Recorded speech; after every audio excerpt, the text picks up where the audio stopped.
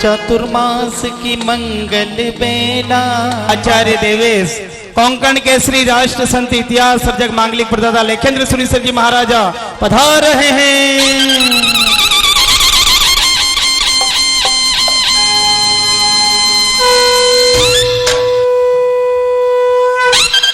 गुरु जी हमारो अंतरनाथ हमने आपो आशीर्वाद। गुरु जी हमारो अंतरनाथ हमने आपो आशीर्वाद। गुरु जी हमारो अंतरनाथ हमने आपो आशीर्वाद। गुरु जी हमारो अंतरनाथ हमने आपो आशीर्वाद। क्या कभी अंबर से सूरज भी चढ़ता है, क्या कभी बिन बाती दीपक जलता है। क्या कभी अंबर से सूरज चढ़ता है, क्या कभी दिन बाती दीपक जलता है।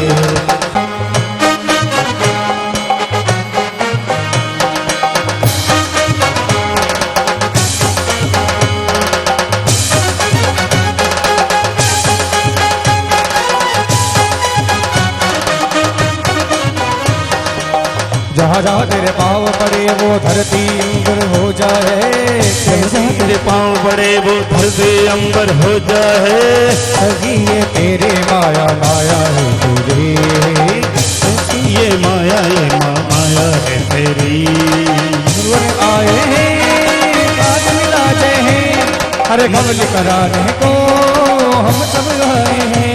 अरे मंगली कराए गुण हम गाए, गुरु को मनाए यही किनारा है। जय जयकारा जय जयकारा गुरुवर देना।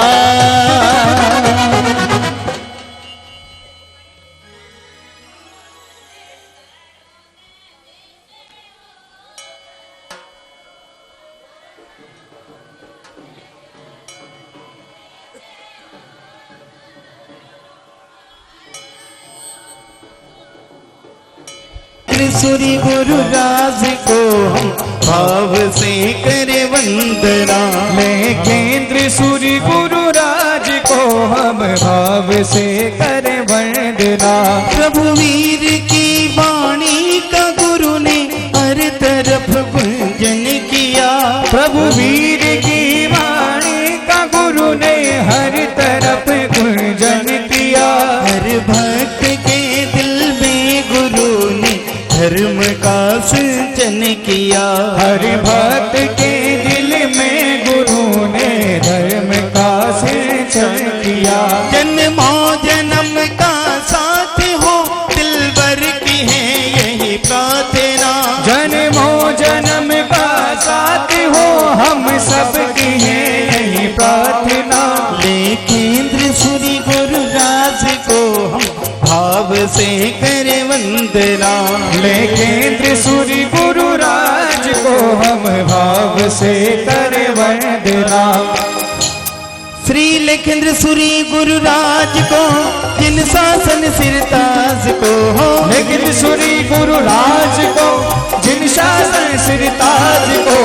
आओ वंदन कर ले हम प्यारे गुरु महाराज को। आओ वंदन कर ले हम प्यारे गुरु महाराज को। सुधर्मा के पाठ पे गुरुवर बैठे ठाट से है। सुधर्मा के पाठ पे गुरुवर बैठे ठाट से। आओ वंदन कर ले हम इच्छामी के पाठ से। आओ वंदन कर ले हम इच्छामी के पाठ से। इच्छामी कमास्मणो वंदे हो जावणे जाय निशिगाय मथेणे वंदामि। इच्छामी कमास्मणो वंदे हो जावणे जाय निशिगाय मथेणे वंदामि। जिन शासन श्रृंगार के आना पालन जे मज विण पर बरहेणम संवंबा वैरंबा तुब्बे जानम अहम न जानामि तस्मिच्छामि दुक्कडम। परम पूज्य आचार्य भगवान। नमो अरिहंदाणं नमो सिद्धाणं नमो आयर्याणं नमो वज्रायाणं नमो लोये सव साहुणं ऐसो पंचनमोकारो सव पाव पणासनो मंगलानंच सविसिं पडमं अवै मंगलम पडमं अवै मंगलम। नमो दुर्वार रागादि वीरिवार निवारणे अरहते योगी नाथाय महावीराय ताईने ओंकार बिंदु संयुक्तम नित्यं ध्यायन्ति योगिनः कामदं मोक्षदं चैव ओंकाराय नमो नमः ओंकाराय नमो नमः। अज्ञानतिमिरान्धानां ज्ञानाञ्जनशलाकया चक्षुरुन्मीलितं येन तस्मै श्री गुरवे नमः। येन तस्मै सद्गुरवे नमः। आइए वंदनीय प्रातः स्मरणीय करुणा मूर्ति समन भगवंत महावीर प्रभु एक सूत्र में बड़ी महत्वपूर्ण बात कहते हैं और परमात्मा महावीर उस सूत्र में जो आपको और हमको जो सूत्र उन्होंने दिया है वह सूत्र बड़ा महत्वपूर्ण है कि इस संसार के अंदर यदि कोई महत्वपूर्ण है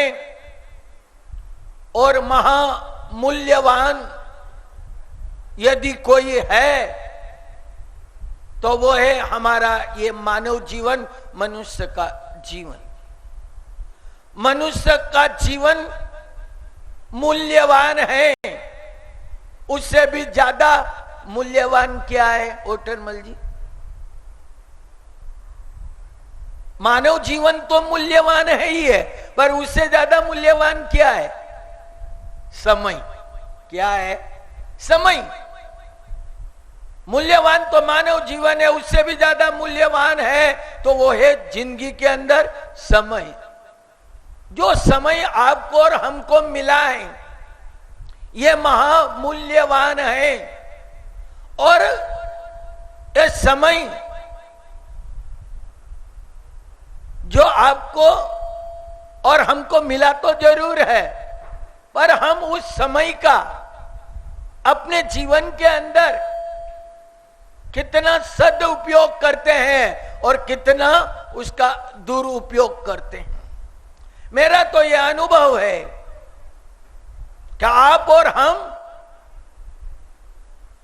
अधिकतर समय का क्या करते हैं? दुर्व्यय करते हैं। और कौन से में दुर्व्यय करते हैं? मात्र संसार की चर्चा, मात्र लोगों की निंदा, लोगों की बुराई और लोगों के दोषों देखने के अलावा हमने कोई काम नहीं किया है। परंतु जो व्यक्ति समय का दुरुपयोग करता है वो अपने जीवन में जिंदगी को हार जाता है। जिंदगी को हारना नहीं है, जीतना है। और जीवन के अंदर हम समग्र सामग्री या समग्र वस्तु जो हमारे जीवन में प्राप्त हुई है वो एक बार हमारे जीवन से चली जाए तो हम उसको पुनः अपनी जिंदगी के अंदर लौटा सकते हैं। चाहे धन हो, वैभव हो, गाड़ी हो, चाहे बंगला हो, चाहे मान प्रतिष्ठा प्रसिद्धि और पैसा हो, ये जिंदगी के अंदर चला गया। कई लोगों के जिंदगी के अंदर गया है, पर ओटलमल जी मैंने ऐसा भी देखा है कि जिनका जीवन के अंदर धन, वैभव, गाड़ी, बंगला, मोटर, मान प्रतिष्ठा, प्रसिद्धि, पैसा, इज्जत, आबरू सब उनके जिंदगी के अंदर थी, पर एक समय ऐसा आया कि उनके जीवन में से ये सारी वस्तुएं चली गई। परंतु मनुष्य फिर पुरुषार्थ करे, मेहनत करे और परिश्रम करे तो निश्चित है कि जो वस्तु आपके जीवन में चली गई उनको आप पुनः लौटा सकते हैं। और कई लोग अपनी जिंदगी के अंदर उन वस्तु को, मैंने ऐसे ऐसे लोग देखे थे कि जिनके घर के अंदर इतनी जाव जलाली थी, कोई बात की कमी नहीं थी। एक दिन ऐसा आया, उस व्यक्ति को मैंने आंबिल खाते में खाते हुए देखा। कहां देखा? इतनी जाव जलाली वैभव था, सोने और चांदी की ईंटें थी, इतना धन वैभव था। पर एक दिन ऐसा आया, सारा धन वैभव मान प्रतिष्ठा सब चली गई और आंबिल खाते में जो बच जाता था उसको वो खाता था। मैंने अपनी आंखों से देखा है। परंतु फिर आदमी मेहनत करे, परिश्रम करे, पुरुषार्थ करे तो निश्चित गए हुए वैभव को जिंदगी के अंदर प्राप्त कर सकते हैं। परंतु जो समय हमारी और आपकी जिंदगी से निकल गया वह समय फिर आप लौटा सकते हैं। आप तो क्या, मैं तो क्या, भगवान महावीर भी, आप और हम तो क्या, वो तीर्थंकर पुण्यशाली आत्माएं, वे भी अपनी जिंदगी के अंदर सब लौटा सकते हैं। पर बीता हुआ समय, गया हुआ समय पुनः लौटाने के अंदर वे भी असमर्थ हैं। भगवान महावीर का निर्वाण हो रहा था। क्या हो रहा था? भगवान महावीर का निर्वाण हो रहा था और उस समय पृथ्वी पर भस्मी ग्रह था। क्या था? भगवान का इधर निर्वाण चल रहा है, वही समय चल रहा है, भगवान के निर्वाण का, मोक्ष का वो समय चल रहा है और पृथ्वी के ऊपर भस्मी ग्रह लगा हुआ था। तो संघ ने जाकर के भगवान महावीर से प्रार्थना की कि प्रभु आपका जो ये मृत्यु का जो समय है, ये जो मृत्यु का समय जो है, इस समय जो है भस्मी ग्रह है। प्रभु आपसे विनंती है कि आप अपने निर्वाण का समय या तो आगे कर ले या पीछे कर ले, पर ये भस्मी ग्रह के अंदर यदि आपका निर्वाण हो गया तो निश्चित है कि धर्म संघ विच्छेद हो जाएगा और 12-12 वर्षों तक दुर्भिक्ष पड़ेगा और संघ की स्थिति बड़ी नाजुक दौर पे चली जाएगी। इसलिए हे प्रभु एक काम कीजिए, या तो आगे करो या पीछे करो। वो सर्वज्ञ और सर्वदर्शी भगवान महावीर ये कहते हैं, क्या कहते हैं कि समय को आगे करना, पीछे करना। क्या? समय को आगे करना, पीछे करना, मृत्यु के पल को आगे बढ़ाना, पीछे बढ़ाने के अंदर मैं असमर्थ हूं। जब तीर्थंकर जैसी आत्मा भी अपने समय को आगे पीछे करने में असमर्थ रहती है। इसका मतलब यह है कि समय बड़ा मूल्यवान है। जब ये समय आपको मिला है तो इसको हमको क्या करना है? व्यर्थ नहीं जाने देना। तो भगवान महावीर एक बात कहते हैं कि जो समय हमें मिला है इसका सदुपयोग करना है। क्या करना है? सदुपयोग करना है। पर हम अधिकतर फालतू के बातों में समय का दुरुपयोग करते हैं। कई बार लोग जो हैं जैसे अपनी दुकान पे बैठे हैं और अभी ग्राहकी नहीं चल रही है, घंटा 2-2 3-3 घंटे हो जाते हैं, व्यापार नहीं चल रहा है, तो आप क्या करेंगे? आप जो है पड़ोस के अंदर जाएंगे, पड़ोस की दुकान में वहां जाके बैठेंगे और बैठ के क्या करेंगे? बातचीत करके समय को आप बर्बाद करेंगे। पर जब ग्राहकी नहीं चल रही है तो वहां बैठ करके भी आप प्रभु का नाम तो नहीं ले सकते। आप ट्रेन में बैठते हैं, राजस्थान से बंबई जाते हैं, जब आप अकेले होते हैं, आपके कोई साथ में होता है, आप अकेले हैं और ट्रेन के अंदर आदमी बैठा हुआ है और अकेला है, तो वो क्या ढूंढता है? वहां पर कोई लोग ढूंढते हैं, कोई मित्र ढूंढता है, इसलिए है कि वो वहां पे अपना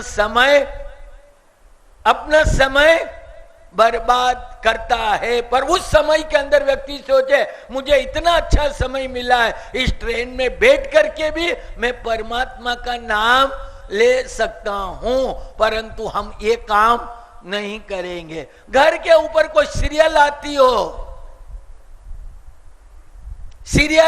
हो तो हम क्या करते हैं?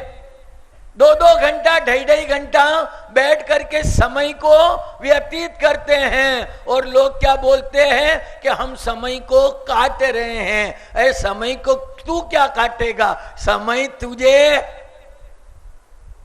क्या बोलते हैं? समय को मैं काट रहा हूं। अरे समय को तू क्या काटेगा? वो काल तुझे हमेशा, जिस दिन से तेने जन्म लिया है तब से तुझे क्या कर रहा है? वो काटता जा रहा है। जिस दिन से आपने जन्म लिया उस दिन से आपकी जिंदगी में से एक एक दिन कम हुआ कि ज्यादा हुआ? उटरमल जी, कम हो रहा है ना?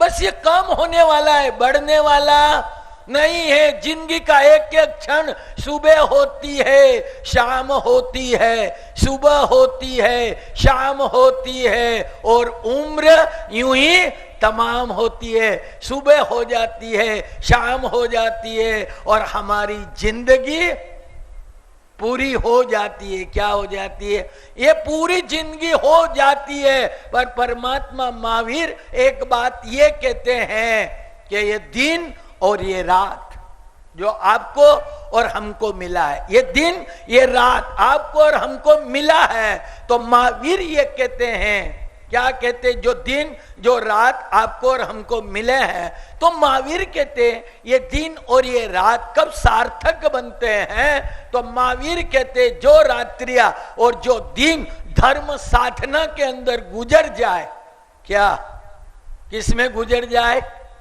धर्म साधना और आराधना में, तप में, जप में, पूजा और भक्ति के अंदर गुजर जाए, वह रात्रियां और वो दिन आपके और हमारी जिंदगी के अंदर सफल बन सकते हैं। और जो रात जो दिन आपके और हमारे इस संसार में गुजर जाते हैं, संसार के भोग विलास में गुजर जाते हैं, संसार की चर्चाओं में चले जाते हैं, संसार के मनोरंजन में चले जाते हैं, और जो ऐसे में चले जाते हैं, तो महावीर ये कहते हैं वो दिन वो रात आपके लिए व्यर्थ हो गई। क्या हो गई?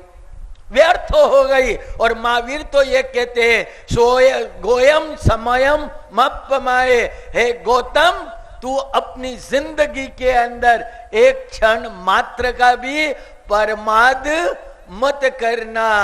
जिन्होंने परमाद किया है उन्होंने अपनी जिंदगी को बर्बाद किया है, और ये जिंदगी आपको बार बार मिलने वाली है कोई ऐसी जिंदगी? और ये जिंदगी कोई बार बार मिलने वाली नहीं है। और आप तो परम पुण्यशाली है कि आपको क्या मिला? जैन कुल में जन्म मिला। और जैन कुल में जन्म मिला तो आपको क्या प्राप्त हुआ? आपको 3 वस्तु मिली है। क्या मिला? देव, गुरु और बस, इससे आगे अपनी पहुंच है ही नहीं। आपको जैन कुल में जन्म लिया तो आपको क्या मिला? एक तो श्रेष्ठ कुल मिला। क्या मिला? श्रेष्ठ कुल मिला, श्रेष्ठ धर्म मिला और श्रेष्ठ पर्व मिले। क्या मिले? क्या मिला? एक तो श्रेष्ठ जन्म मिला। इतने अच्छे संस्कारी कुलों के अंदर हर आत्मा जन्म नहीं लेती है। श्रेष्ठ कुल में आपको जन्म मिला और श्रेष्ठ धर्म मिला। और जैन धर्म जैसा धर्म हिंदुस्तान में ऐसा धर्म नहीं है। और इस धर्म के जो सिद्धांत हैं वो बड़े वैज्ञानिक हैं। और जैन धर्म का एक एक सिद्धांत हमारी आत्मा के अंदर लगे हुए कर्मों की निर्जरा करने वाले हैं। परंतु हमको ये जैन कुल मिल गया, श्रेष्ठ धर्म भी मिल गया और क्या मिला? श्रेष्ठ पर्व। अब ये श्रेष्ठ पर्व भी अब आने की बिल्कुल तैयारी पर है। और मैं हिंदुस्तान के अंदर 300 धर्म है, 3000 संप्रदाय है। उन 3000 धर्म और 3000 संप्रदायों के पास अपने अपने पर्व है। परंतु जैन धर्म के पास ऐसा पर्व है जो दुनिया के किसी के पास नहीं है। ऐसा पर्व आपको मिला है। ये मिले तो जरूर है। और मैंने आपको कह रखा है, क्या कहा मैंने? जो चीज सरलता से मिल जाती है, सहजता से मिल जाती है, बिना मेहनत और बिना प्रयास किए कोई चीज मिल जाती है तो अधिकतर लोग उसका मूल्य नहीं करते हैं। हमें मूल्य करना है। ये मनुष्य जन्म हमें बार बार मिलने वाला नहीं है। तो कल मैं आपको ये बता रहा था, मंगलम भगवान वीरो, मंगलम मंगलम।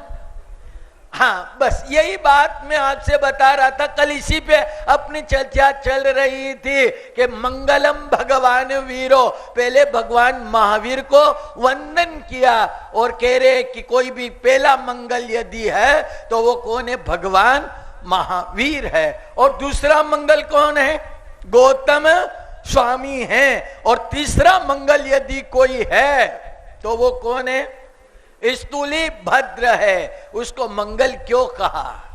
भगवान महावीर के 14,000 साधु के अंदर एक भी साधु को मंगल नहीं कहा। और जो भगवान महावीर के 150 वर्षों के बाद इस इतिहास जैन परंपरा में हुए स्थूली भद्र पर उसको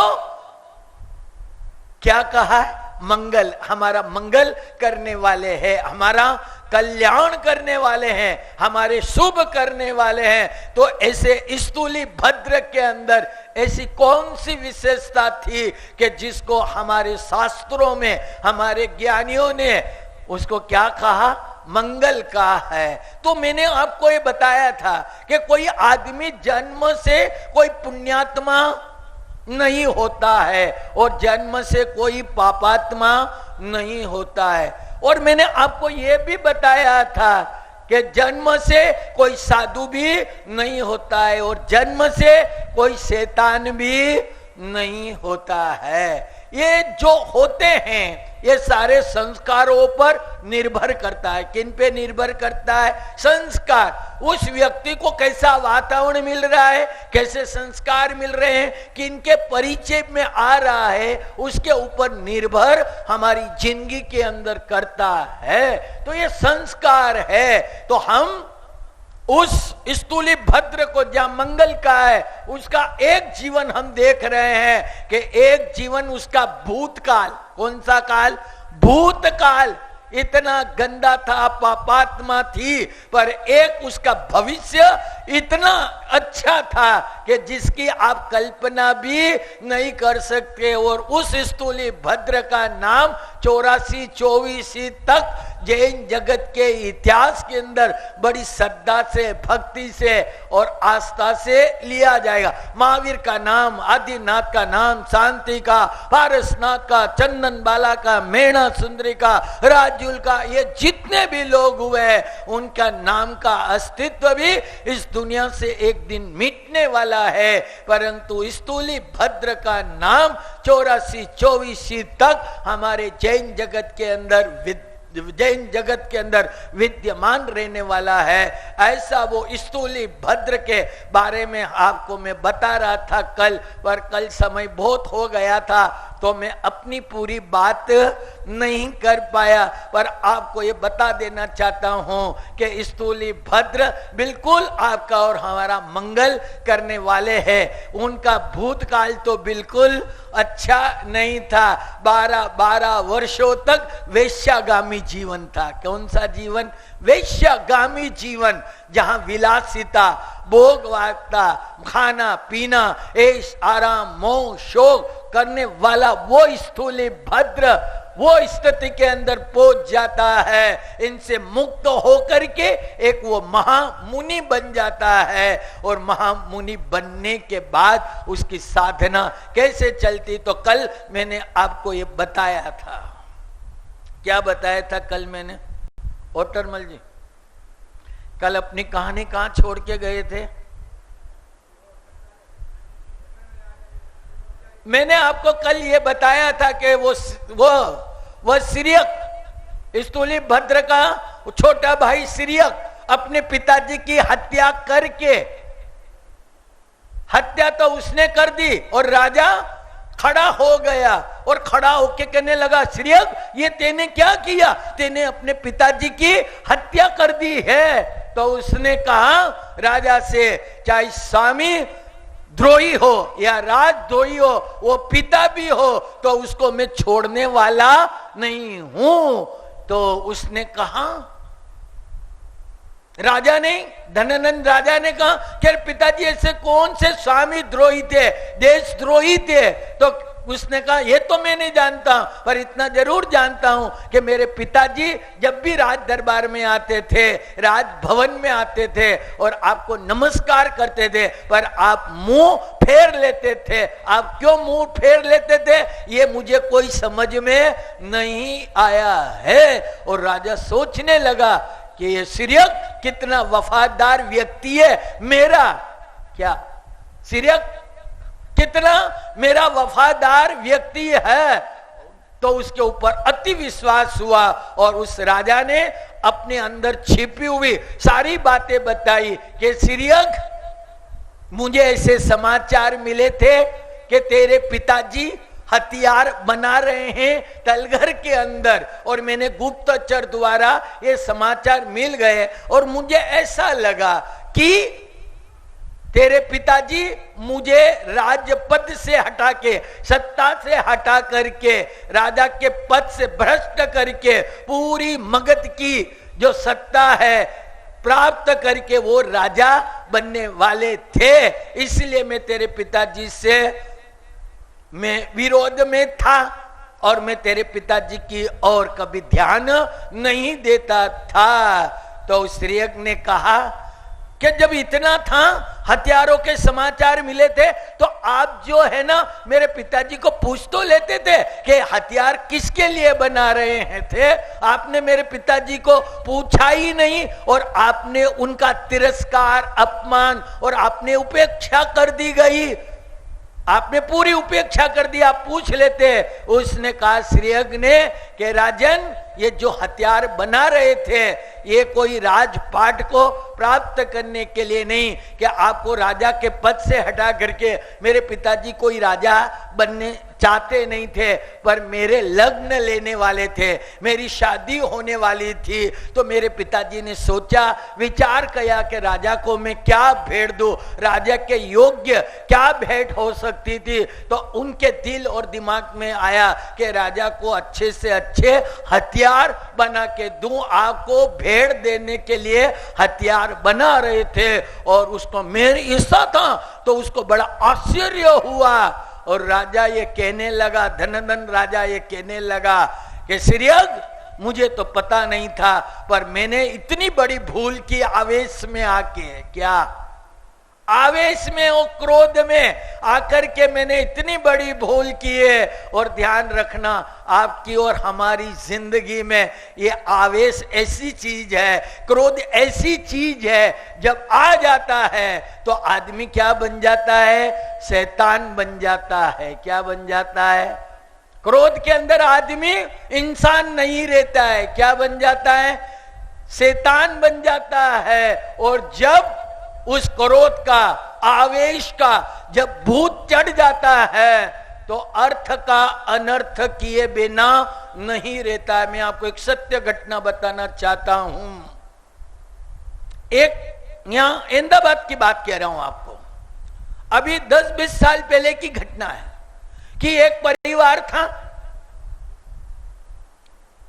और उसकी पत्नी थी और एक उसका 3 साल का बच्चा था। क्या था? परिवार था, एक आदमी, हस्बैंड वाइफ और एक लड़का था, पर आर्थिक स्थिति उनकी बड़ी खराब थी। क्या थी? आर्थिक स्थिति उनकी बिल्कुल अच्छी नहीं थी, तो उसको पैसे की जरूरत थी। तो वो व्यक्ति एक मित्र के पास गया और उसे जाकर के कहा कि मित्र, दोस्त, मेरी आर्थिक स्थिति बड़ी खराब है और ऐसी स्थिति है घर पे खाने पीने का भी बंदोबस्त नहीं है और आज 2 दिन हो गए हमने खाया पिया नहीं है, तो मुझे 100-200 रुपए दे दे। और उसने क्या किया? एक 500 का नोट उसके हाथों में दे दिया और वो व्यक्ति 500 का नोट लेकर के आया। और जब वो लेकर के आया तो वहां एक टेबल पड़ी हुई थी, उस टेबल के ऊपर 500 का नोट रख दिया और वो व्यक्ति स्नान करने चला गया। कहां चला गया? स्नान करने के लिए चला गया।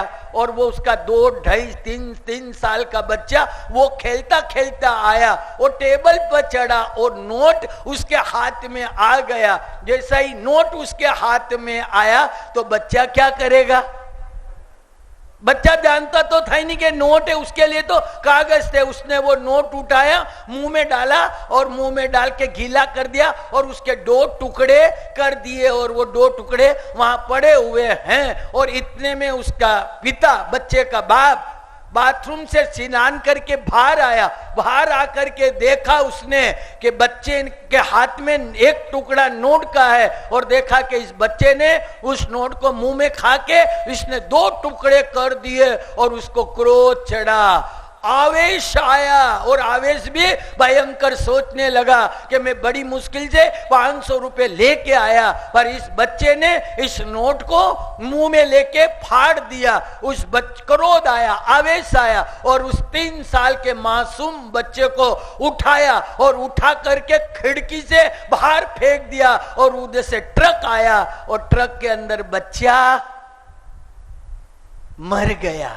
मरने के बाद पछताने लगा, रोने लगा, क्योंकि मैंने आपको कहा कि आवेश आता है, क्रोध आता है, पर जब पश्चाताप आता है तो उसके रुपए चुकाने बड़े मुश्किल हो जाते हैं। बच्चा मर गया, चिल्लाया, रोया, किया, पर कोई काम में नहीं आता है। मैं आपको कहता हूं कि जिंदगी के अंदर क्रोध और आवेश जब भी आ जाए तो 5 मिनट बिल्कुल शांति में जाके बैठ जाइए, उस समय भगवान का नाम ले लीजिए और नहीं तो स्थान बदल करके दूसरी जगह चले जाइए। मैं आपको कहता हूं आवेग एक अच्छी चीज नहीं है, क्रोध अच्छी चीज नहीं है। और क्रोध करने के बाद क्या होता है?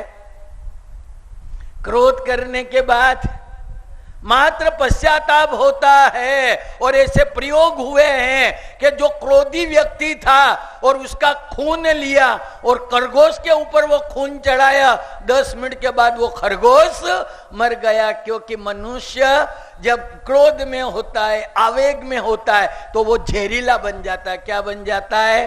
जहरीला बन जाता है, उसकी आंखों में जहर चढ़ जाता है और वह अपने जीवन के अंदर इतनी बड़ी गलती कर लेता है। गलती तो हो जाती है, परंतु आदमी उस समय वो सोचता नहीं है, फिर उसे महसूस होता है कि मैंने ये काम मैंने कर दिया, पर अंत में पछतावा के बाद कुछ होने वाला नहीं है। तो राजा ने आवेश किया और वो कहने लगा, इतना अच्छा वफादार मंत्री मेरा, इच्छा इतना अच्छा प्रीतिपात मेरा मंत्री, आज मैंने आवेग के अंदर क्रोध में आकर के, लोगों की बातों में आकर के मैंने एक अच्छे मंत्री को आज खो दिया। हे श्रीयक, मुझे माफ कर दे, मैं तेरे चरणों में पड़ता हूं, मैंने बहुत बड़ी गलती कर ली है, महामंत्री की हत्या का निमित्त मैं बन गया हूं, अब मैं कुछ नहीं कर सकता हूं, मेरे हाथ में अब कुछ भी नहीं है। पर मैं चाहता हूं कि जो मंत्री मुद्रिका है, ये मंत्री पद जो है, ये अब सटकाल के महामंत्री का जो वंश है वही इस मंत्री मुद्रिका को धारण करेगा और तुम्हारा वंश ही ये महामंत्री पद को ग्रहण करेगा। श्रीयग, मैं तेरे हाथ जोड़ता हूं, मुझे माफ कर दे, मुझे क्षमा कर दे, मेरे पास अब कुछ नहीं बचा क्षमा के अलावा, पर मेरी ये अभिलाषा है, मेरी ये आकांक्षा है कि तू मंत्री मुद्रा को धारण कर ले और मंत्री पद को स्वीकार कर ले, तो थोड़ा बहुत तो मैं हल्का हो जाऊंगा। और श्रीयग ये कहता है कि राजन, आप मुझे मंत्री पद की बात कर रहे हैं और मंत्री महामंत्री की मुद्रिका धारण करने का आपने मुझे कहा है, परंतु मेरा कोई अधिकार नहीं है। क्या मेरा कोई अधिकार नहीं है? क्योंकि मेरे बड़े भाई अभी विद्यमान हैं, पहले उनका और बाद में वो नहीं ले तो वो मेरा। कितने उच्च विचार थे, आज हमारे विचार देख लो। मुझे तो कई बार इस समाज का दिग्दर्शन करते हैं और हम देव गुरु धर्म के आराधक हैं, अहिंसावादी हैं और हमारे जीवन के अंदर करुणा होनी चाहिए, पर कभी कभी तो हमारी स्थिति इतनी गंभीर हो जाती है कि हमारे संस्कार, हमारे सदाचार और हमारे धर्म की सारी बातें क्या होती है, गौण हो जाती है। क्योंकि आदमी स्वार्थी हो जाए तो फिर वो जीवन के अंदर किसी की भी सोचता नहीं है, चाहे छोटा हो चाहे बड़ा हो। पर वो श्रीयक में संस्कार थे, वो कहने लगा कि मेरा अधिकार नहीं है। अभी थोड़े दिन पहले एक महिला मुझे मिली, थोड़े दिन पहले इसी संकेश्वर के अंदर, पार्श्व पद्मावती के अंदर मुझे एक महिला मिली और मुझे कहने लगी, बाप जी मेरे सासू का दिमाग खराब हो गया है। क्या कह रही है? मेरे सासू का दिमाग ठीक नहीं है। क्या कहा? मेरी सासू का दिमाग ठीक नहीं है, बरोबर नहीं है। तो मैंने कहा तेरी सासू का दिमाग ठीक नहीं है, पर उस महिला में बड़े संस्कार थे, इतने अच्छे संस्कार थे। तो मुझे कहने लगी, मैंने कहा तेरे सासू का दिमाग ठीक नहीं है, बरोबर नहीं, तो हुआ क्या? उसने कहा, बाप जी हमारे परिवार के अंदर हमारे जो सासू है उनके 3 बेटे हैं। क्या है? 3 बेटे हैं और तीसरा जो बेटा है उसकी मैं पत्नी हूं और मेरी शादी हुए को 6 महीने हुए। क्या हुआ? 6 महीने हुए, ज्यादा समय नहीं हुआ, परंतु मैंने अपनी सासू की कोई सेवा ससुरा चाकरी वगैरह मैंने कुछ भी नहीं की और मेरी सासू बहुत बीमार है। क्या है? बहुत बीमार है और वो मरण शैया पर सोई हुई है और उसके बाद 2 किलो सोना है। कितना?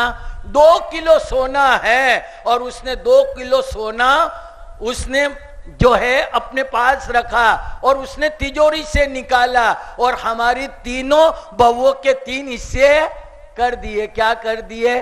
3 हिस्से कर दिए, परंतु बाप जी मैंने कोई सासू की सेवा नहीं की, कोई चाकरी नहीं की, मेरे को आए कोई 6 महीने, मैंने कुछ नहीं। पर मेरी 2 जेठानी थी, उन्होंने तो उनकी लेटरिन, बाथरूम, कपड़े वगैरह इतनी सेवा, खाने पीने का इतना ध्यान रखा है बाप जी। उन्होंने जो सेवा की है वैसे मैंने नहीं की है। मैंने तो अपनी सासी को ये कहा कि ये सोने पे मेरा कोई अधिकार नहीं है, मेरा कोई हिस्सा नहीं है। आप ये सोना जो है 1-1 किलो जो है आप जो है दोनों जेठानी को दे दो, मुझे नहीं चाहिए। बोलो अब तुमको क्या चाहिए?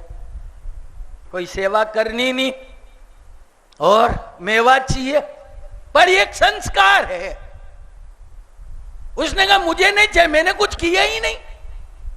सीरियक के पास संस्कार थे, नहीं तो कह देता जाने दो बड़े भैया को, मैं ही मुख्यमंत्री है, मैं ही बन जाता हूं महामंत्री। मगध देश का महामंत्री बना, इतने बड़े पद पर पहुंचना और प्राप्त हो रहा, राजा आग्रह कर रहा लेने का, पर उसने क्या किया?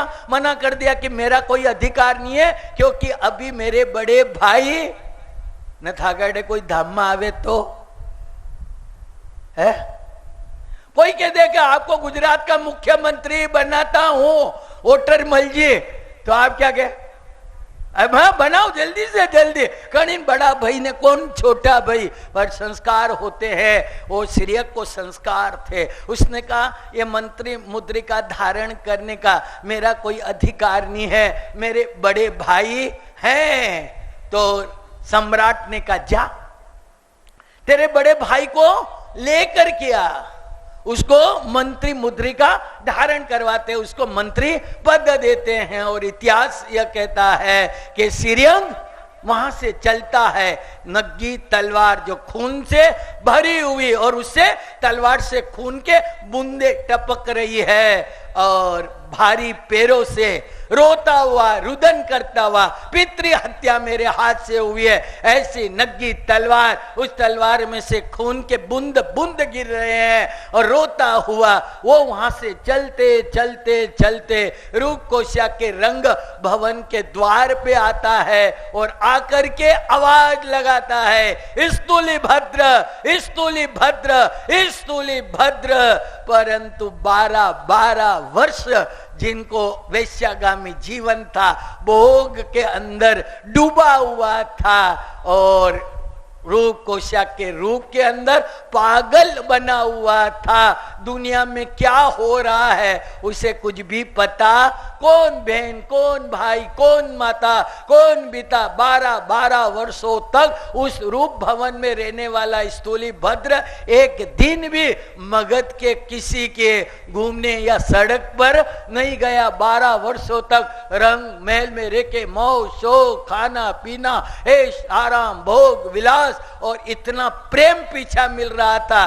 किसका मिल रहा था? रूपकोशा का प्रेम स्नेह। और एक एक क्षण उसके स्वर्णिम जा रहे थे, एक एक पल आनंद से गुजर रही थी, कोई जीवन के अंदर विषाद नहीं था।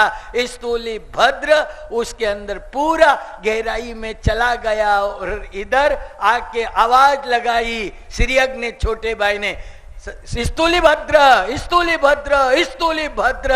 अब वो दोनों प्रेम से बैठे हुए थे, बातें कर रहे थे, अलग मलक की बातें हो रही थी, स्नेह और प्रेम के अंदर बैठे हुए थे। और इतने में आवाज सुनी। जब प्रेम की बातें चलती है तो कोई आके व्यवधान करे तो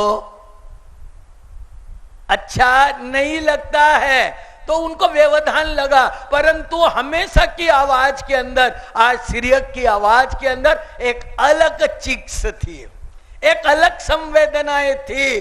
और उसने देखा कि ये तो सीरियक की आवाज आ रही है, और स्तूली भद्र वहां से उड़ता है और दरवाजा खोलता है, और दरवाजा खोल के सीरियक को देखता। सीरियक ये क्या है?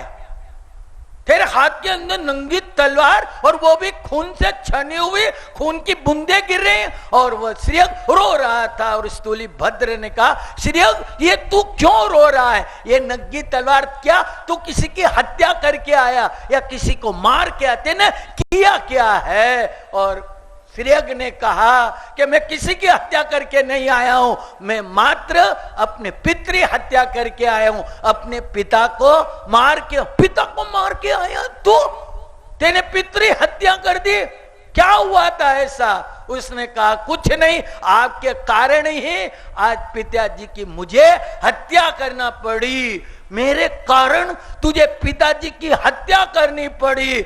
और वह बड़ा अंदर से घबरा गया, दूजने लगा, ये मैंने क्या, मेरे कारण पिताजी की हत्या हो गई है। और उसके बाद उस रेख ने कहा कि आप शू के तुम मंत्री को ये रूपकोशिया नहीं मिली, उसके कारण जलन से, ईर्ष्या से, द्वेष से, बदला लेने की भावना से शेषु के तुम मंत्री ने राजा को गलत गलत कान भरे और अपने पिताजी के खिलाफ उसको खड़ा किया। और स्थिति ऐसी बन रही थी कि या तो पिताजी का बलिदान लगे, और पिताजी का बलिदान नहीं लगा तो पूरे परिवार का खेदान मैदान होने वाला था। इसलिए पिताजी ने मुझे बोला कि परिवार की सुरक्षा करनी है तो मुझे मरना अत्यंत जरूरी है। और उनके बहुत मना करने के बाद भी नहीं माने और मैंने राज दरबार के अंदर अपने पिताजी की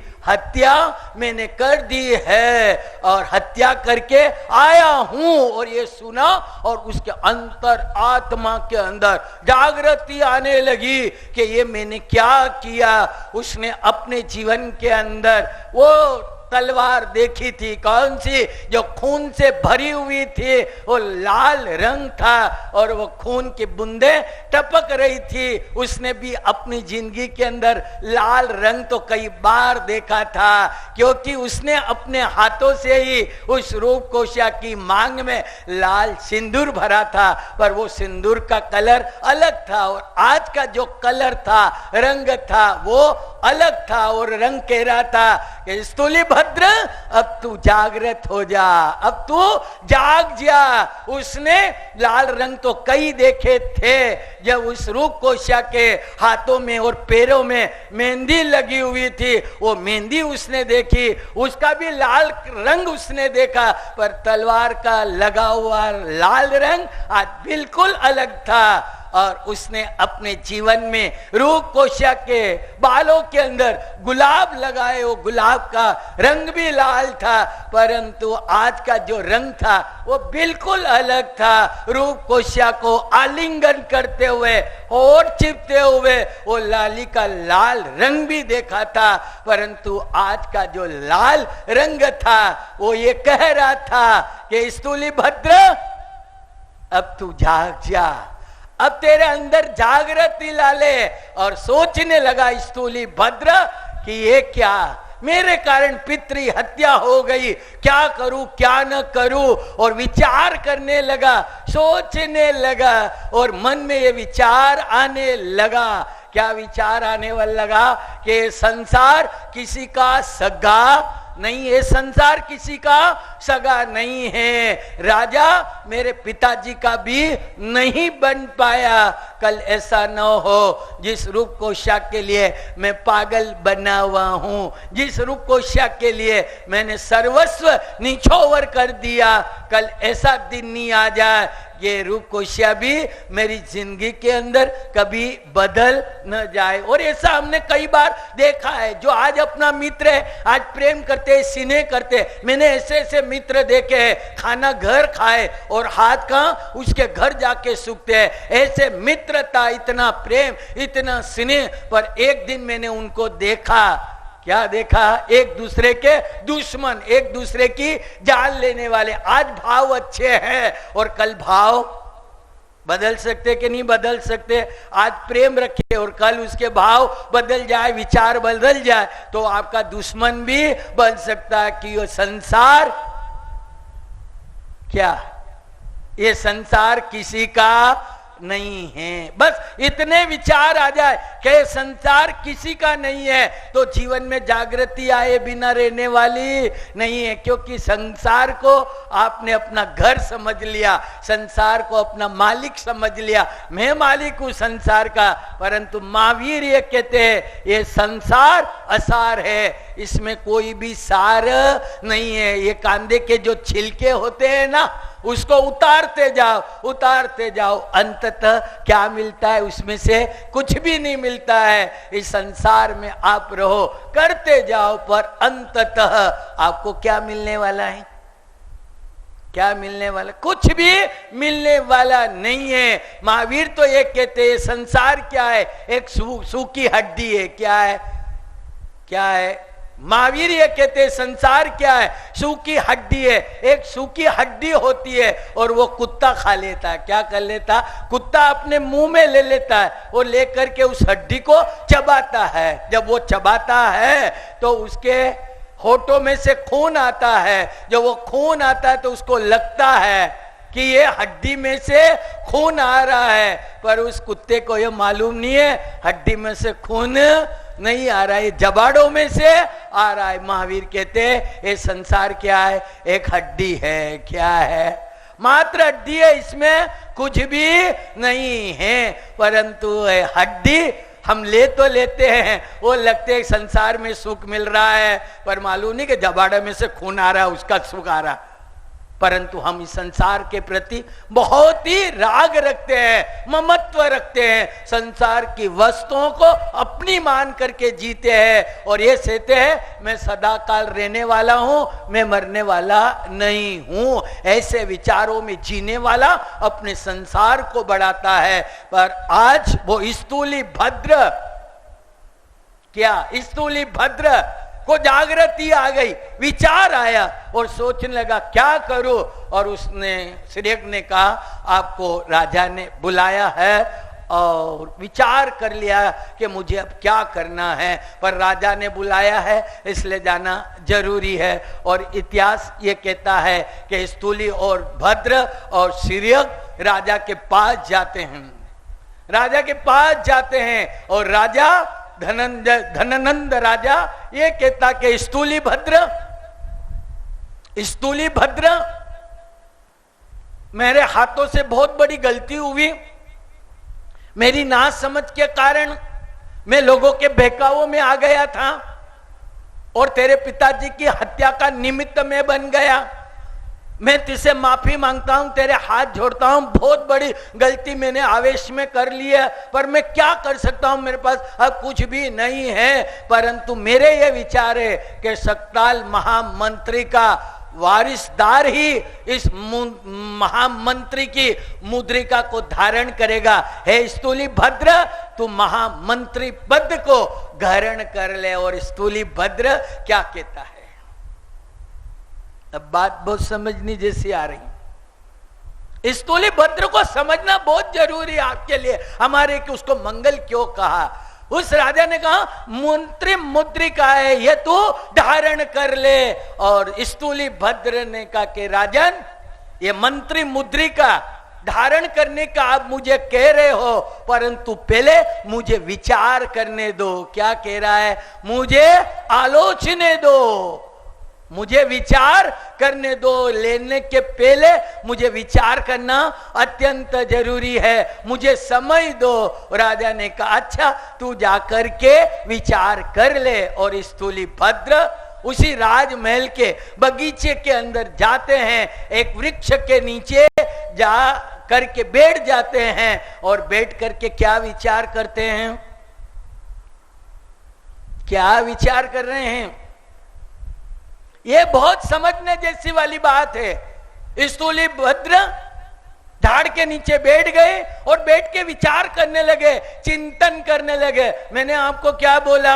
आपको बताया ज्ञान पद के शुद्ध ज्ञान, चिंतन ज्ञान, भावात्मक ज्ञान और अनुभव ज्ञान। चिंतन ज्ञान होना अत्यंत जरूरी है। तो अंदर से चिंतन करने लगा, विचार करने लगा कि ये मंत्री मुद्रिका जो मेरे पिताजी को मिली थी, मेरे पिताजी को मिली, मेरे पिताजी ने राजा की इतनी सेवा चाकरी, इतनी वफादारी से काम किया, पर मेरे पिताजी को मिला क्या? क्या मिला मेरे पिताजी को? वो राजा मेरे पिताजी का नहीं बन पाया। और इस मंत्री पद के खटपट के अंदर कई शत्रु भी मेरे पैदा हो सकते हैं। और ये मंत्री पद जो मुझे दिया जा रहा है ये भी जीवन के अंदर कई बार जा सकता है और कई प्रकार के राजनीति में षड्यंत्र हो सकते हैं। कल ऐसा नहीं हो कि मैं भी षड्यंत्र का शिकार बन जाऊं। ऐसे चिंतन मनन और विचार करते सोचते हैं, आलोचते हैं और मन के अंदर वैराग्य पैदा हो जाता है, संसार की असारता का बोध हो जाता है। किसका बोध हो जाता है? संसार की असारता। और आपको भी होता है, ऐसी कोई बात नहीं है, कई बार आपको और हमको भी होता है। और जब हम किसी की कोई मर गया हो और मर गया हो तब उसकी लकड़ी में उसकी शमशान यात्रा में जाते हैं और वो लड़का मरने वाला 25-30 साल का लड़का हो और वो मर जाता है, उसकी शमशान यात्रा में आप जाते हैं, वो जल रहा होता है और लोग क्या कहते हैं? होटरमल जी अपने काम नहीं पड़े, जावा को शमशान यात्रा नहीं करी। पर मैंने तो सुना, मैंने तो पढ़ा कि कोई जवान लड़का जब मर जाता है उसकी शमशान यात्रा निकलती है, उसको शमशान ले जाते हैं और ले जाते तो उसको वहां जलाते हैं। और जो लोग गए हुए हैं उसकी यात्रा में, जो लोग सम्मिलित होते वो एक ही विचार करते, देखो ये जवान लड़का था, इतना धन और वैभव था, इतनी प्रतिष्ठा थी, ऐसा था वैसा था, देखो ये मर गया, साथ में कुछ नहीं ले गया और कुछ भी लेके नहीं गया, देखो ये मर गया, अपन भी क्या लेके जाएंगे। ऐसे विचार करके वो शमशान में आदमी को क्या आता है? आए वैराग्य, मसान्या वैराग्य, इससे ज्यादा कुछ भी नहीं है। वहां तो ये सोच रहे कि कितने जल्दी दिन पूरे हो जाए, पिचपन यहां से बोरी बिछते बांध के जाए। कहां आपको संसार की असारता का बोध लगता है? इतने संत, इतने साधु आचार्य, इतनी साध्विया जी आपको कई बार बता दे, कोना छोरा कोना वाचरु कोना माय, फिर भी वो संसार छूटता नहीं छूटता, क्योंकि संसार क्या मीठा है? क्या है? मीठा है, परंतु ध्यान रखना ये मिठाई जाके कड़वा बन जाता है, परंतु हम कभी समझते नहीं। पर वो स्थूली भद्र विचार करने लगा कि मेरे पिताजी की हत्या हो गई, ये सारा संसार असार कौन किसका है, न जाने क्या क्या उपद्रव आते हैं जिंदगी के अंदर। और उसके मन में ये विचार आ गया कि मुझे अब मंत्री पद नहीं लेना है। और वैराग्य का जन्म हुआ। किसका जन्म हुआ? वैराग्य का जन्म हुआ। और स्थूली भद्र ने, इतिहास ये कहता है, स्थूली भद्र ने उसी बगीचे के अंदर ये निर्णय लिया कि मुझे मंत्री पद नहीं लेना है और वैराग्य लेके मुझे साधु क्या बनना है? मुझे साधु बनना है। और उसी बगीचे के अंदर अपने हाथों से लोच कर दिया, बाल सिर पे से सारे बाल निकाल दिए। और निकालने के बाद स्थूली भद्र राजा के पास आता है। राजा कहता है कि स्थूली भद्र क्या विचार किया, क्या विचार किया तेने? उसने कहा कोई विचार नहीं किया, मुझे ये मंत्री मुद्रिका धारण कर ली, धारण मुझे नहीं करना है। क्या आलोच करके आया, क्या विचार करके आया? और उसने कहा देखो ये आलोच करके आया, मैं लोच करके आ गया हूं, मुझे मंत्री पद नहीं चाहिए। राजा ये कहता है कि ले ले कर ले, पर राजा को मालूम था कि ये 12-12 वर्षों तक रूप कोशा के बाहु पास के अंदर ये बंधा हुआ था, अभी ये मंत्री पद ले ले, ये मंत्री पद ले ले, फिर रूप कोशा के यहाँ कहाँ जाएगा, कहाँ उसके साथ में रहेगा, कैसे कर सकता है? इसको तो मंत्री पद इसलिए नहीं लेना है कि रूप कोशा को ये छोड़ने वाला नहीं है। पर भीतर जागृति आ गई थी, भीतर परिवर्तन आ गया था। राजा तो ये सोच रहा है, अभी तो ये कह रहा है, वैराग्य की बात कर रहा है, थोड़ी देर के बाद आएगा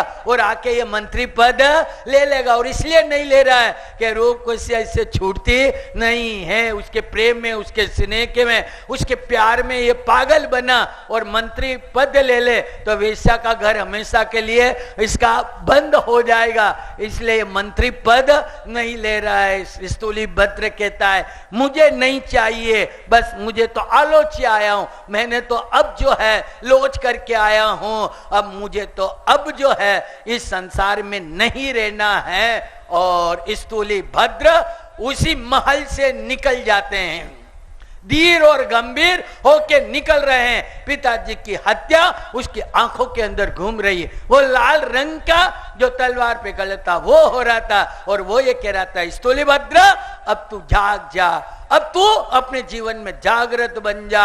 ऐसे विचार धीर और गंभीर विचारों से राजमहल का त्याग के सड़क पे चलने लगे और धनंजय राजा अपनी महल में जाके बैठ गया। क्या जाके बैठ गया? टेरेस पे झरोके में बैठ गया। अब स्थूलीभद्र जा रहा है और धनंजय राजा उसको देख रहा है और विचार कर रहा है ये अभी यहां से जाएगा, इसको तो शमशानी कोई वैराग आ गया, पिताजी मर गए, ऐसा हो गया, ये तो अभी रूप कुशा के महल के अंदर जाने वाला है। और राजा टेरेस में जो झरोका था उस झरोके में बैठ करके देख रहा है। और स्थूलीभद्र धीर और गंभीर, ध्यान रखना, पिताजी का घर छोड़ के कहां चला गया था? पिताजी का घर छोड़ने में कोई टाइम नहीं लगा, पिताजी का घर छोड़ने में टाइम नहीं लगा और वेश्या के घर चला गया। पिताजी का घर छोड़ने में टाइम नहीं लगा। अब रूप कुशा का भी घर छोड़ करके अब उसमें भी टाइम नहीं लगा और वो कहां चला गया? वीर के घर चला गया। किसके घर? वेश्या का घर। पिताजी का घर छोड़ने में टाइम नहीं लगा और वेश्या का घर छोड़ने में टाइम नहीं लगा।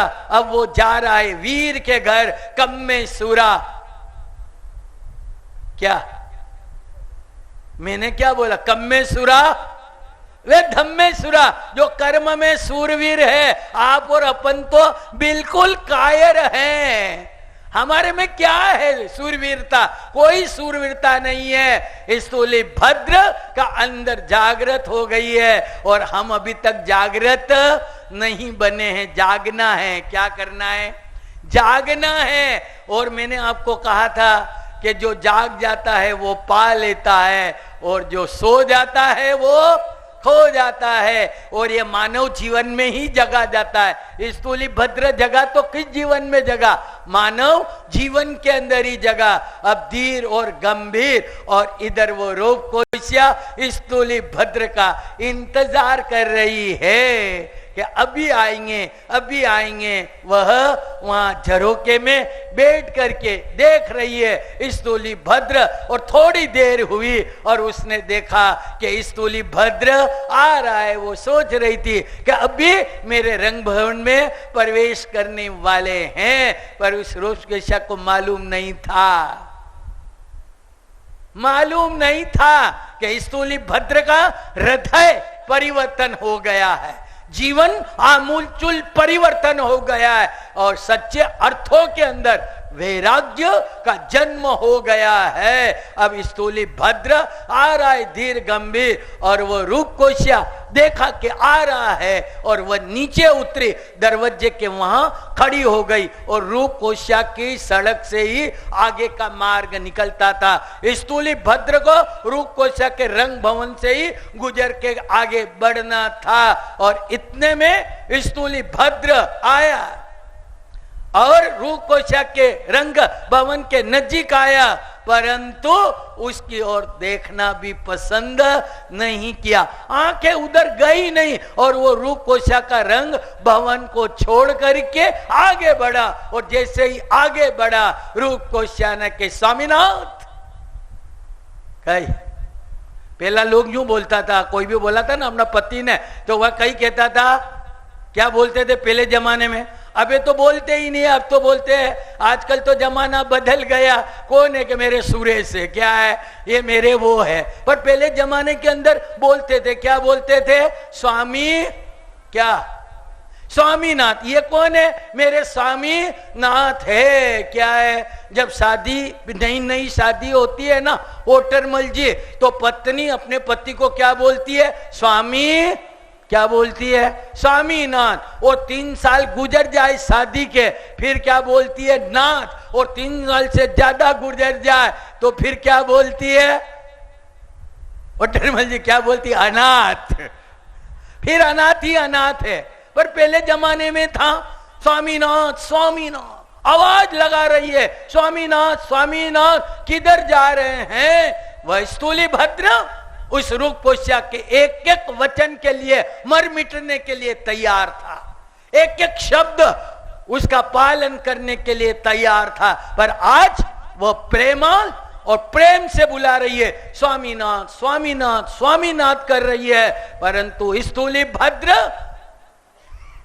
वैसा जा रहा है, कैसा जा रहा है? एक सड़ा कुत्ता मरा हुआ जब सड़क पे पड़ा रहता है, एक सड़ा हुआ कुत्ता जब सड़क पे पड़ा रहता है और वहां से आप गुजरते हैं तो क्या आप उसकी ओर देखते हैं?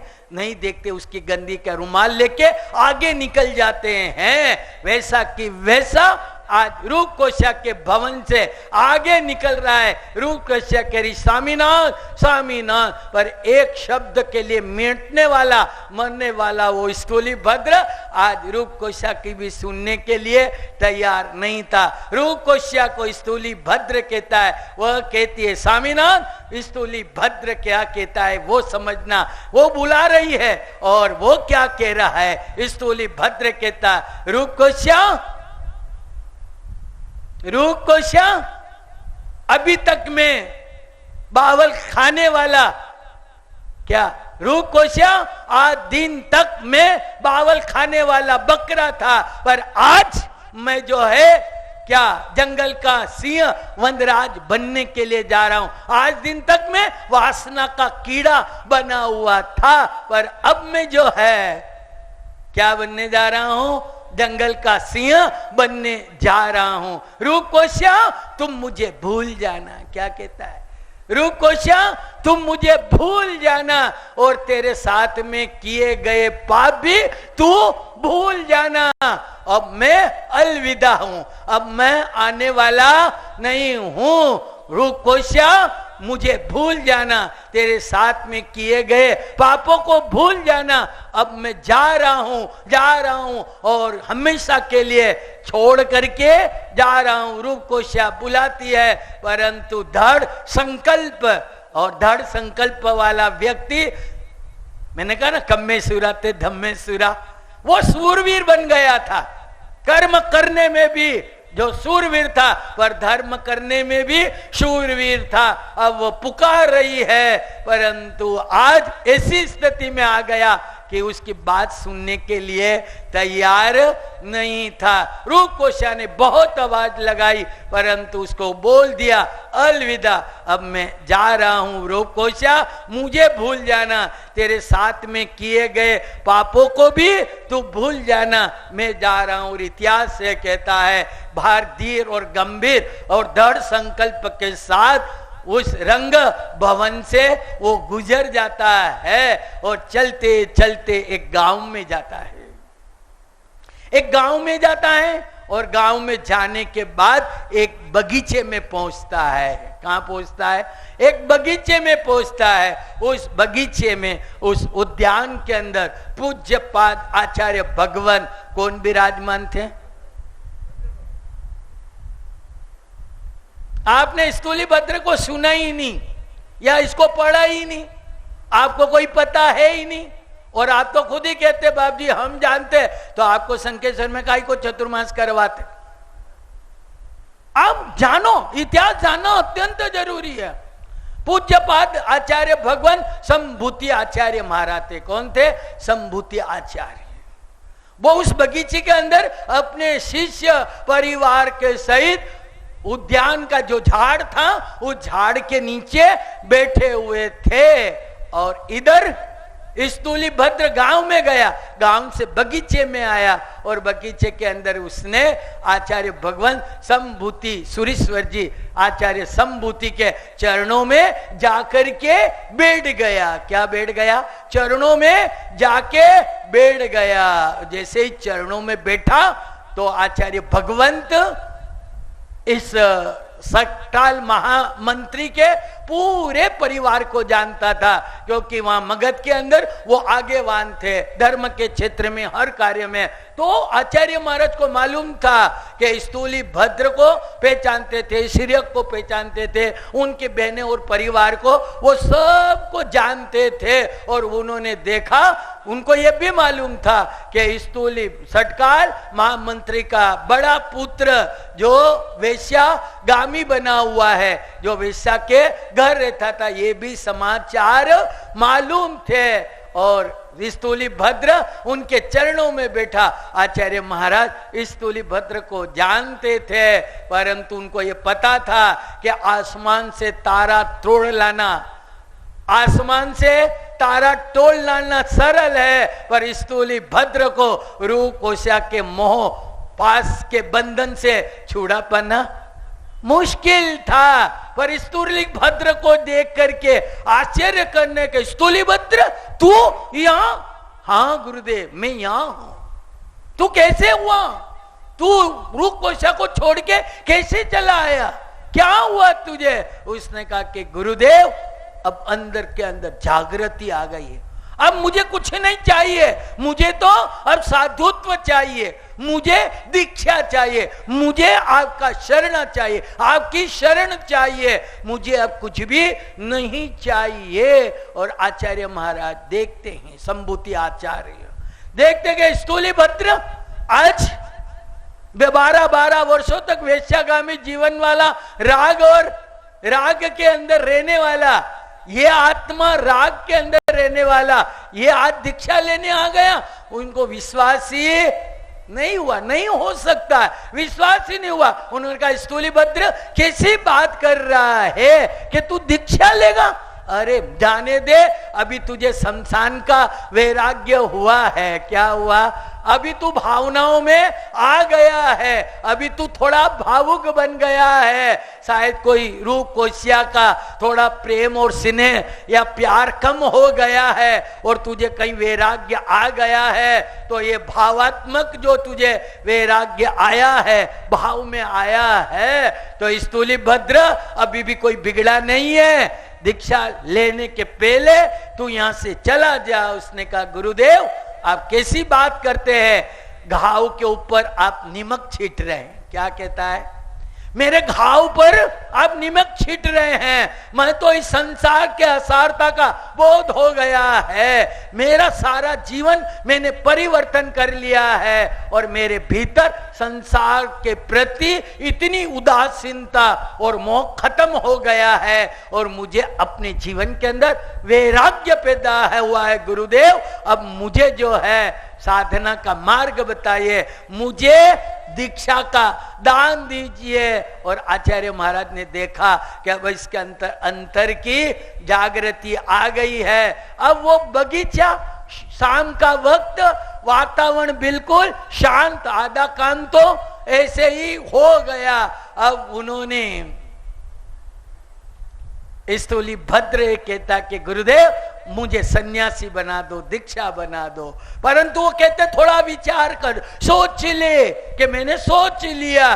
फिर उनको साधना का मार्ग बताते हैं, 2 मार्ग बताते हैं कि हे स्थूली भद्र, जो तेने जो मार्ग पकड़ा था, क्या तेने जो मार्ग पकड़ा था वो मार्ग कैसा था? वो मार्ग क्षणिक सुख देने वाला था, थोड़े समय के अंदर सुख देने वाला था, पर सारी जिंदगी दुख देने वाला था। तेने जो मार्ग पकड़ा था ना, वो गलत मार्ग तेने पकड़ लिया। और ये विषयक जन सुख, इंद्रिय जन्य सुख, ये पराधीन है, ये स्वाधीन नहीं है। ध्यान रखना, जो वैषयिक सुख है और जो इंद्रिय जन्य सुख है वे क्या है? पराधीन है। आचार्य महाराज कहते हैं जो वैषयिक सुख, इंद्रिय जन्य सुख, ये पराधीन है और इसके 3 कलंक है। क्या है? तीन कलंक है। ध्यान रखना, इंद्रिय जन सुख, विषय जन्य सुख, ये पराधीन है। क्या है? पराधीन है। और क्या है? क्षण भंगुर है और चित्त को अशांत करने वाले। उसको समझा रहे कि जो तो इंद्रिय जन सुख जो था, क्या इंद्रिय जन सुख था? सुख जरूर है, ये में देख लेना, इंद्रिय जन सुख जरूर है। यदि इंद्रिय जन सुख नहीं मिलता इंद्रियों के द्वारा तो ये दुनिया इंद्रियों के पीछे पागल नहीं होती। हजारों हजारों लोग है जो इंद्रिय जन सुख है। सुख जरूर है पर वो सुख स्थायी नहीं है, वो क्षण मात्र है। और जो क्षण मात्र है, जो चला जाने वाला है, वो चित्त को क्या करता है? अशांत करता है। जैसे स्पर्श सुख है, कोमल स्पर्श सुख है, तो आपको स्पर्श सुख का आनंद लेना है तो आपको क्या करना पड़ेगा? आपको स्पर्श सुख चाहिए, वो आपके हाथ की बात नहीं है, आप ले नहीं सकते। उसके अंदर कोई व्यक्ति की जरूरत पड़ती है। क्या पड़ती है? व्यक्ति की जरूरत पड़ती है, व्यक्ति का संयोग होना चाहिए तो आप सुख मान सकते। कोमल सुख प्राप्त करना है, स्पेंद्रिय सुख प्राप्त करना है तो उसके अंदर किसी न किसी की जरूरत है। वो क्या है? पराधीन है। तो आप जाते, जैसे आपको घाणेन्द्र का सुख लेना है, किसका? घाणेन्द्र का सुख लेना है तो उसके अंदर किसकी जरूरत लगती है? वो भी पराधीन है, क्योंकि इत्र का फुंबा होगा, इत्र होगा तो आप सुगंध ले सकते हो, और नहीं है तो, पर वो क्या है? क्षण मात्र सुगंध दे सकता है। तो घृणेन्द्र का जो सुख है उसके अंदर वो भी पराधीन है, उसमें भी इत्र का फुंबा चाहिए। तुझे संगीत का सुख लेना है, क्या गाने आदि का सुख लेना, कर्णेन्द्र का सुख लेना है तो उसके अंदर किसकी जरूरत पड़ती है? संगीत की, वो भी पराधीन है। इंद्रिय जन जितने भी सुख हैं वे क्या है? पराधीन है। आपको खाने का सुख लेना है, रसेंद्रिय का सुख लेना है तो वो क्या है? पराधीन है। उसका सुख लेना है तो आपको क्या करना पड़ेगा? भोजन करना पड़ेगा। पर वो जो रसेंद्रिय का सुख है वो क्या है? क्षण भंगुर है। जैसे रसगुल्ले बने हुए होठन मल जी, आपने 1 खाया, 2 खाया, 3 खाया, 4 खाया, कितने? 1 2 3 4 आपने रसगुल्ले खा लिए, पर वो कितने समय तक रहते हैं स्वाद? ज्यादा समय रहने वाले नहीं है, यहां तक है और यहां से नीचे उतरे तो उसका कोई स्वाद रहने वाला। 1 खा लो, 2 खा लो और तीसरे में तो ऊब आ जाती है, भाते नहीं है। तो रसेंद्र का सुख जरूर है पर वो ज्यादा क्षण भंगुर है। तो वो आचार्य भगवान उसको समझा रहे थे कि स्थूली भद्र, जिसको तेने सुख मांगा था, जिसको तेने सुख माना था, वह सुख क्या था? पराधीन था। क्या था? तेरे अधीन नहीं। यदि रूप कोशिया नहीं होती तो तू स्पेंद्र का सुख नहीं भोग सकता था। और उसके बाद में भी वो सुख मिल जाना और उसके बाद वो सुख है, परंतु वो सुख पराधीन है। और वो भी रूप कोशिया के वो भाव तेरे प्रति अनुकूल हो तो ठीक है, यदि प्रतिकूल भाव आ जाए तो वो सुख भी तुझे अपने जीवन के अंदर नहीं मिल सकता है। और आप ध्यान रखना, आप दुकान से घर गए तो आपकी पत्नी ने खाना वाना बनाया, स्वादिष्ट भोजन बनाया, सब कुछ बनाया है और वो ये कहती है कि आप खा लो और उसका मुंह चढ़ा हुआ हो तो आप खाना खाएंगे? नहीं खा सकते। क्यों? मुंह चढ़ा हुआ, क्योंकि उसके अनुकूल और प्रेम नहीं है। खाना जरूर है पर उसका प्रेम नहीं है। तो ये सारा जो था सुख जो तेने माना था, इंद्रिय जन वैषयिक सुन, ये क्या थे? ये पराधीन है, तेरे हाथ की बात नहीं थी, ये दूसरे पे निर्भर कर रहा था। पर जो पराधीन है वे क्या है?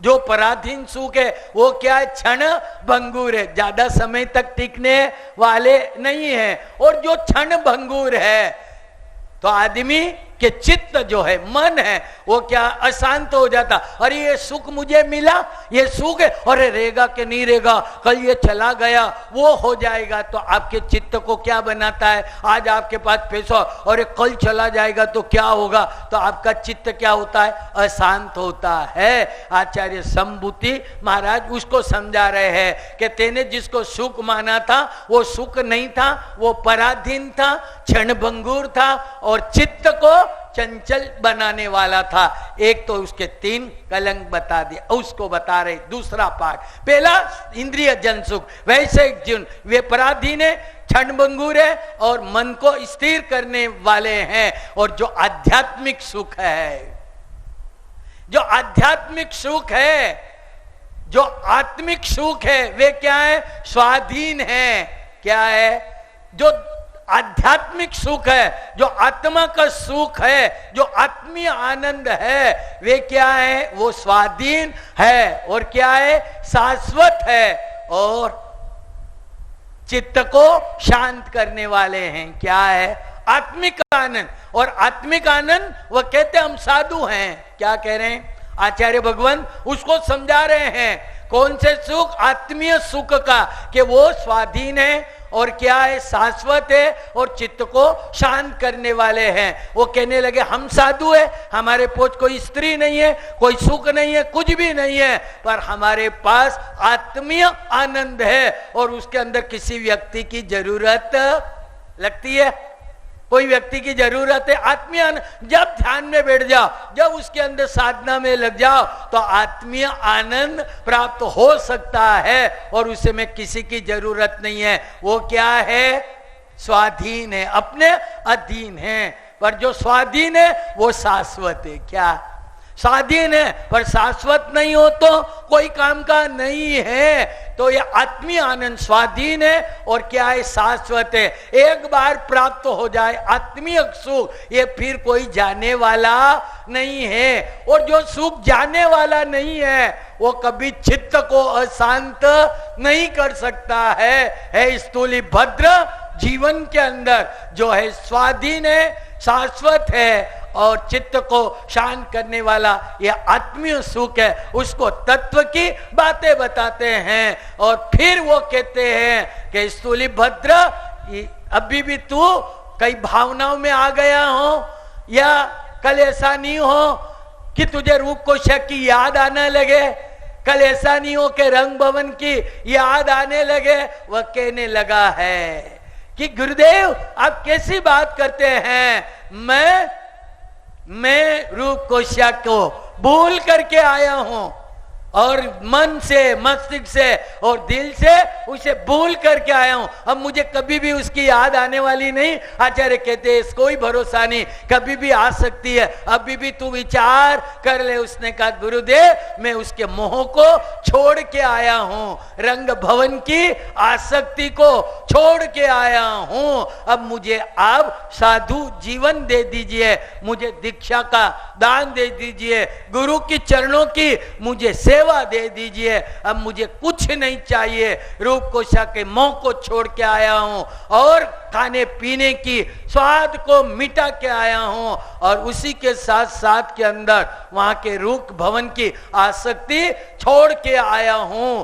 गुरुदेव मुझे दीक्षा दे दीजिए, अब मैं पूरा वैरागी बन के आया हूं। अब संसार मुझे आसार लगने लगा है, संसार मुझे भाड़े का घर लगने लगा है और मोक्ष अपना घर लगने लगा कि गुरुदेव मुझे आपके चरणों में रख लीजिए, मुझे आप चरणों की सेवा दीजिए। जब आचार्य भगवत ने देखा कि इसका वैराग्य का रंग कच्चा चढ़ा हुआ, हाँ ध्यान रखना वैराग्य कच्चो भी चढ़ जा और कच्चा रंग ज्यादा दिन रहता नहीं है, बिल्कुल नहीं रहने वाले। थोड़ा सा पानी आया और धुलते हुए टाइम नहीं लगता है। आचार्य महाराज ने चारों ओर से उसको परखा, निरखा, देखा और उसके अंतर आत्मा को टटेल लिया कि वास्तविक इसके जीवन के अंदर क्या आया है, वैराग्य आ गया है। और स्थूली भद्र को वहां क्या दे देते हैं,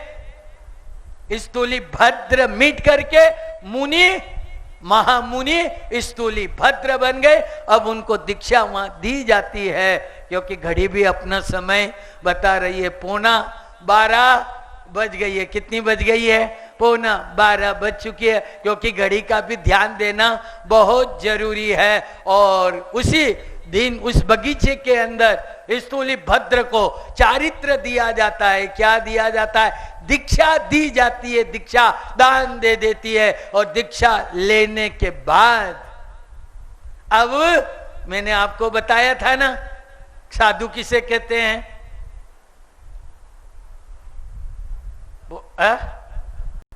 साधु किसे कहते हैं? किसे कहते हैं?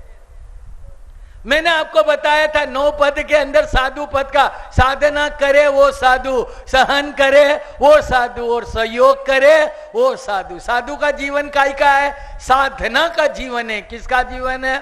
तुम्हारी परपंच करवा का कोई जीवन नहीं है, संसार की चर्चा करवा को जीवन नहीं है। साधु का जीवन साधना का जीवन है। स्थूली भद्र साधु बन गए, और साधु बनने के बाद साधना करने लगे। काय की साधना करने लगे? काय की साधना करते स्थूली भद्र। ये हमारे को बहुत समझने जैसी बात है। अब वो काय की साधना करते हैं, कैसी साधना करते हैं, ये सारी बातें अपने को कब करना है? कल करना है, क्योंकि घड़ी में 12 में 10 है। घड़ी तो रुकती नहीं है। मैंने घड़ी को कई बार बोला रुक जा थोड़ी देर, पर वो तो मानती नहीं है। समय को कोई नहीं रोक पाया। मैं तो क्या, भगवान महावीर भी समय को नहीं रोक पाते हैं, परंतु अपने यहाँ कार्यक्रम चल रहे हैं, इसलिए समय का भी ध्यान रखना खूब जरूरी है। क्योंकि भूगे भजन न होई रे गोपाला, ले तेरी कंठी ने ले तेरी, बस इंतजार कर रहे कि अरे 12 बज गई, अभी आमिल करने जाना है, एकादशना करने जाना है, वहां जाना है। क्योंकि भूखे कोई भजन नहीं होता है। तो मैं भी ध्यान रखता हूं आप लोगों का।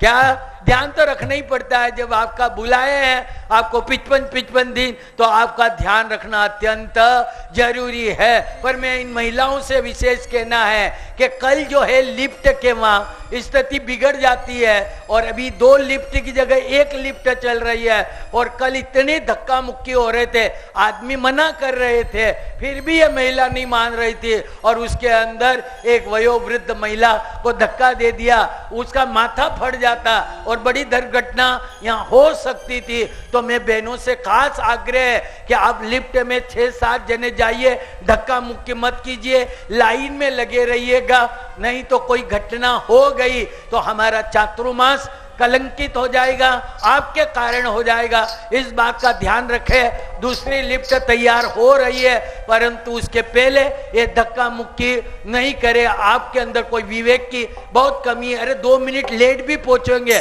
कोई ऊपर लड्डू तो बढ़िया नहीं है, कोई हीरो तो ठारियो नहीं है, परंतु भागने की तैयारी रहती है। तो ठस्सम ठूस धक्का मुक्की आदमी ना दे रहा है, क्योंकि मैं वहीं से गुजरता हूं। अब भी जाऊंगा तो वहां से गुजरूंगा, सुबह जो मंदिर आके वहां से गुजरूंगा, प्रतिक्रमण पूरा होने के बाद वहां से गुजरूंगा। तो मुझे लगता है, मैं देखता हूं पर मैं बोलता नहीं हूं, पर जब ऐसी कोई बात आती है तो आप अपना विवेक का ध्यान रखिए, धक्का मुक्की मत कीजिए। आप अच्छे घर के लोग हैं, कोई अब ऐसे वैसे घर के लोग नहीं है, आप जैन कुल के अंदर जन्म लेने वाले लोग हैं, आपके पास संस्कार है, सबूरी है, शांति रखिएगा। ऐसे धक्का मुक्की करने वाला काम आपको ठीक नहीं लगता है, तो इस बात का थोड़ा ध्यान रखें। और मेरी बात अब यहीं पूरी करता हूं और आगे के कार्यक्रम चालू करते हैं। आज क्या वार हो गया है? शुक्रवार हो गया है, और कल क्या है? शनिवार है, परसों रविवार है, और आज अगस्त महीना आज पूर्ण हो रहा है, और कल क्या लग जाएगा? सितंबर महीना। और 6 सितंबर को क्या है?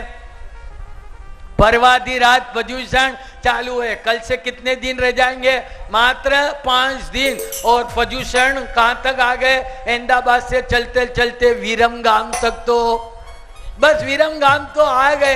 अब 60 किलोमीटर दूर पर्वाधिराज पर्युषण बाकी है, अब आ रहे हैं, तो उनका क्या करना पड़ेगा? वेलकम क्या करने पड़ेगा? स्वागत करना पड़ेगा। और वो कैसे स्वागत करना है?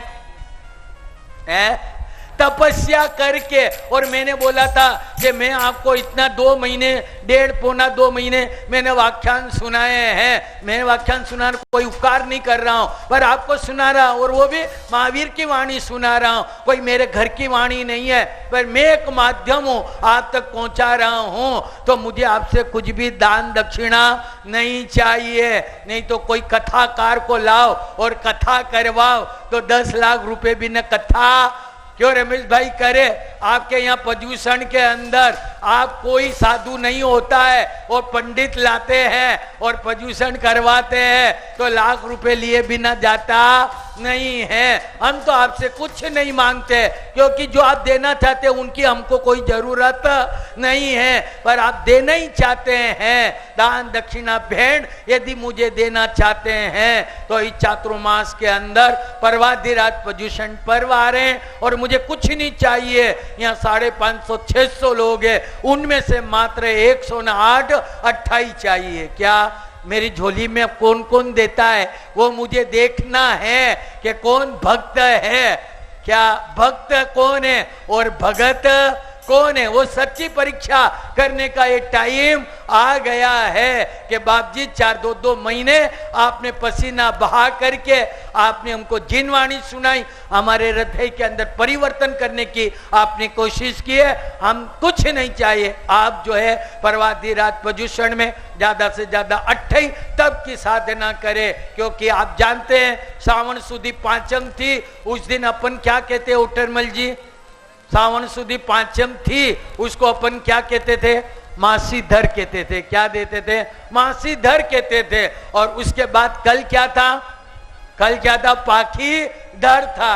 अब उसके बाद में कौन सा धर आने वाले हैं, 28 धर आने वाला है। क्या आने वाला है, 28 धर। 28 धर में आने में मात्र कितने दिन बाकी है, 5 दिन बाकी है। और मैंने कहा 28 धर, प्रदूषण को हमारे यहाँ क्या बोलते हैं, 28 धर बोलते हैं। ये 8 दिन 365 दिन के अंदर, क्या 365 दिन में हमारी जिंदगी के अंदर महत्वपूर्ण यदि कोई दिन है वो जैन समाज के लिए, जैन कुल में जन्म लेने वाले के लिए 8 दिन ही साधना के बताए गए हैं। जो व्यक्ति कभी नहीं करता 365 दिन में, परंतु वो व्यक्ति 8 जैन कुल में जन्म लिया है, वह व्यक्ति 8 दिन अपने जीवन के अंदर धर्म आराधना साधना प्रतिक्रमण पूजा ये सारे अपने जीवन के अंदर करता ही है। और उन 8 दिन के अंदर महत्वपूर्ण संवत्सरी 8-7 दिन नहीं करेगा, पर 8वें दिन तो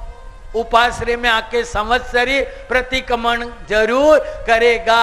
क्या करेगा, जरूर करेगा। जैन कुल में जन्म लेने वाला व्यक्ति रमेश भाई संवत्सरी का प्रतिक्रमण उपाश्रय में आके करे तो वो जैन कहलाता है। और जो संवत्सरी का प्रतिक्रमण जो करता नहीं है तो वो जैन समाज का सदस्य और जैन भी कहलाता नहीं है। और ये बात हमारे ग्रंथों में लिखी है। तो ये पर्वाधिराज प्रदूषण विरमगाम तक आ गए हैं, फिर मांडल आएगा, दसाड़ा आएगा, फिर वड़गांव आएगा, फिर पंचासर आएगा और फिर शंखेश्वर आने वाला है। तो अपनी तैयारी चालू कर दो। काई की तैयारी 28 करने की, वेलकम करना है। तब जब से उनका वेलकम करना, इतनी बात कह के अपनी बात पूरी करूंगा।